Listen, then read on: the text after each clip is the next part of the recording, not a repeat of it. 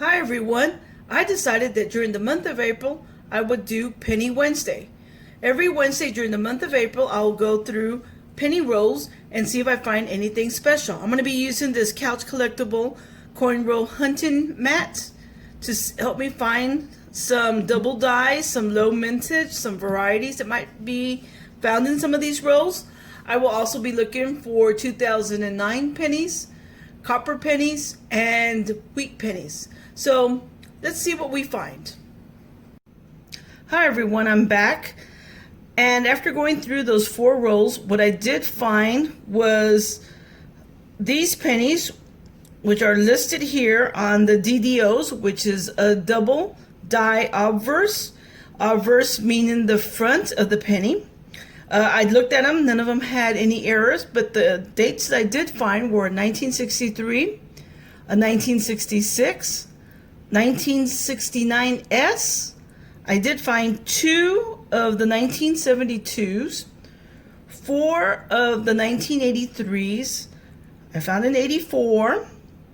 I also found 2 of the 88s, 195, 397s, and 4 2006. None of them seem to have any type of doubling taking place. Also over here on the double die reverse, which means the back of the coin, before I move, the 1966 also has doubling in the back. So not only does it have doubling in the front, it has doubling in the back. So I checked both sides of this coin, no errors occurred. As far as what I did find that fell into this category were the 1968 D, 3 of the 1994s, and 2 of the 2004. So like I said, none of these had any type of doubling taking place, but they were really interesting to look under the microscope. And anything that was prior to 1982 had copper. So a lot of these from here on up, from 1972, this little stack right here, I'll be putting it in my little copper pile. And this 1968 will go into this little copper pile that I have going on here. As far as the varieties, I did find some 1992s, and we were looking for the close AM, but when I examined the back of them, they had the wide AM, which means that there was enough space between the A and the M. Let me see if I get this focused. There we go. Whoops. There. So you can see there's a pretty good space between them. And then I found some 2000s, and 2000s were the opposite case. On the 2000s, we're looking for the close AM. The wide AM, sorry. Let me correct myself. The wide AM. And this one has an example of the close AM. So I found that to be pretty interesting. But like I said, I found the 1992s, and they did have the wide AM. So they didn't have that error. And the 2000s had the close AM, so they were not wide, which is what I would have liked to have found. And like I said, I have this really nice little copper pile here, copper pennies.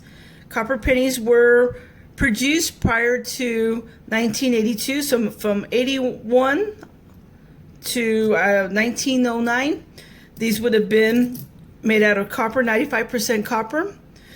From 1982 to right now, pennies are made of 97.5% zinc, and only 2.5% of it is made of copper.